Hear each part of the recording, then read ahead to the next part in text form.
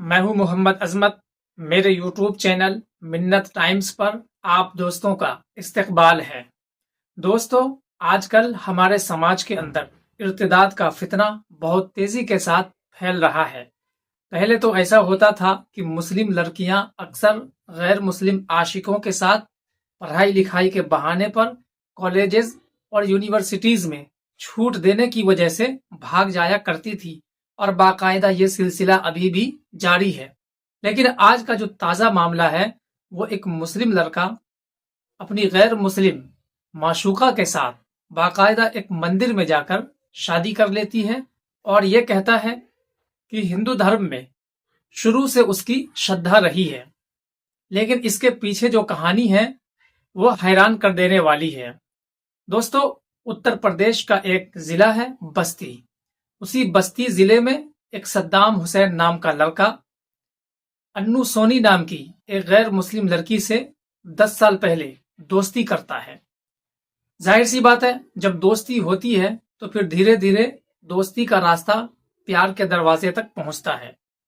दोनों के बीच गहरी दोस्ती और फिर दोस्ती के बाद प्यार हो जाता है और यह प्यार दोनों को मिलने जुलने से बिल्कुल भी नहीं रोकता। जैसा कि आज का माहौल और कल्चर है, आप लोग तो समझ ही रहे हैं मैं क्या कहना चाहता हूं। कुछ दिनों के बाद वो लड़की सद्दाम के ऊपर दबाव बनाती है और कहती है कि तुम मुझसे शादी कर लो। सद्दाम ये बात अपने घर में रखता है और अपने माँ बाप को कहता है।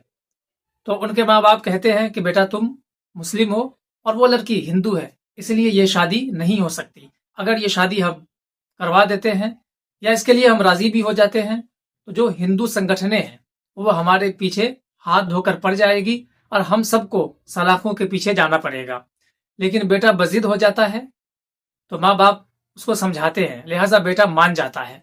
लेकिन चंद दिनों पहले वो लड़की थाने में जाकर एक एफआईआर लिखवाती है और कहती है कि सद्दाम ने बाकायदा उसका रेप किया है, उसके साथ जबरदस्ती शारीरिक संबंध बनाया है, यानी सेक्सुअल रिलेशनशिप कायम किया है उसके मर्जी के अगेंस्ट। जाहिर सी बात है, हमारे देश के कानून के अंदर औरतों का सबसे पहले सुना जाता है। कानून ने भी वही किया।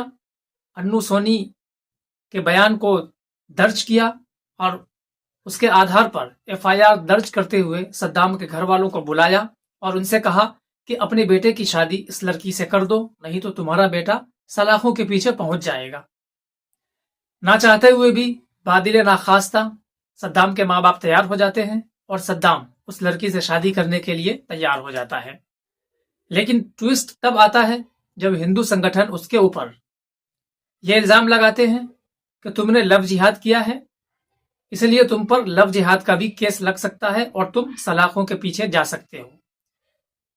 तो उस लड़के ने कहा कि नहीं, मैं तो शादी करना चाहता हूं। तो उन लोगों ने कहा अगर तुम वाकई शादी करना चाहते हो तो फिर तुमको हिंदू धर्म इख्तियार करना पड़ेगा, फिर जाकर ये तुम अन्नू से शादी कर सकते हो। पहले तो उस लड़के ने इनकार किया, लेकिन देखा कि उसके घर वाले भी जेल जा सकते हैं उसकी एक गलती की वजह से, और उस लड़के को भी सलाखों के पीछे पहुंचाया जा सकता है लव जिहाद का झूठा केस लगाकर। लिहाजा वो लड़का तैयार हो जाता है और मंदिर में जाकर बाकायदा उसका शुद्धिकरण करने के बाद गंगा जल गौमूत्र से जो उनका रिवाज है वो सब कुछ पूरा करने के बाद सद्दाम का नाम बदल करके शिव शंकर सोनी रख दिया जाता है और फिर उसके बाद दोनों का बाकायदा हिंदू रीति रिवाज से शादी करवा दी जाती है। तो दोस्तों, देखा इस मामले में क्या ट्विस्ट आया कि पहले उस लड़के की दोस्ती हुई, फिर दोस्ती के बाद प्यार हुआ और प्यार के बाद दोनों के बीच सेक्सुअल रिलेशनशिप बने दोनों की मर्जी से। हमारा कानून कहता है कि अगर दो जोड़े आपस में फिजिकल रिलेशनशिप बनाते हैं तो उनके ऊपर कानून के हिसाब से कोई धारा नहीं लग सकता और रेप तो बिल्कुल भी इसे नहीं कहा जा सकता, इसलिए कि दोनों ने अपनी मर्जी से रिश्ते बनाए हैं। तो एक तो ये केस लगा, दूसरा उस लड़के के ऊपर लव जिहाद का केस लगाया गया। क्यों? इसलिए कि लड़का मुसलमान था। अगर इसी जगह लड़का हिंदू होता और लड़की मुसलमान होती तो बाकायदा घर वापसी का नाम देकर और हिंदू धर्म का उत्थान का नाम देकर फूल माला से स्वागत करके उनका इस्तकबाल किया जाता और उनको हिंदू धर्म में दाखिल कराया जाता। और उसके खिलाफ अगर मुसलमान लड़की के माँ बाप भी बोलते तो उनके ऊपर सख्त एक्शन लेने की तैयारी शुरू हो जाती। लेकिन यह लड़का मुसलमान था, इसलिए इसके ऊपर सीधा लव जिहाद का केस लगाया गया, या फिर लव जिहाद के नाम पर इसको डराकर हिंदू बनाकर हिंदू लड़की से शादी करवाया गया।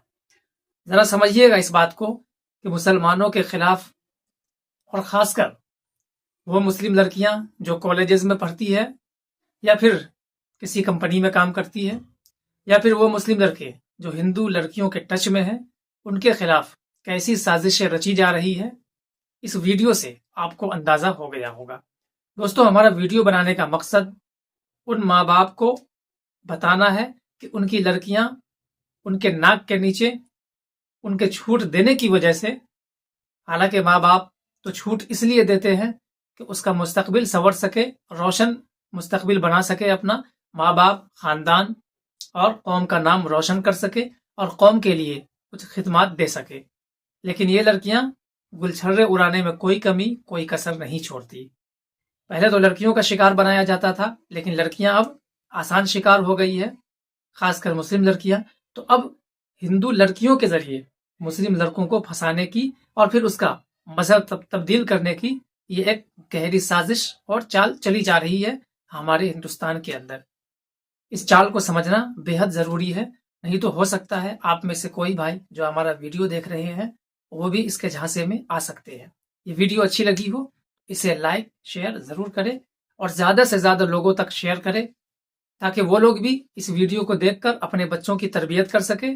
और फिर वो दोस्त भी जो ऐसी लड़कियों के चक्कर में पड़े हैं तो वो अपने दीन और ईमान का सौदा बिल्कुल भी ना करे, चंद दिनों की आर्जी मोहब्बत की खातिर अब्दी जिंदगी को दाव पर ना लगाएं। उनसे हमारा ये मशवरा है और हमारी गुजारिश है कि आप अपने ईमान को बचाएं। अगर जान जाती है तो जाने दें, लेकिन ईमान अगर सलामत रहेगा तो अल्लाह ताला इसका अजर आपको आखिरत में देगा। फिर मिलते हैं किसी नेक्स्ट वीडियो में, किसी नेक्स्ट टॉपिक के साथ। तब तक के लिए आप हमें इजाजत दें, अपना ख्याल रखें। खुदा हाफिज।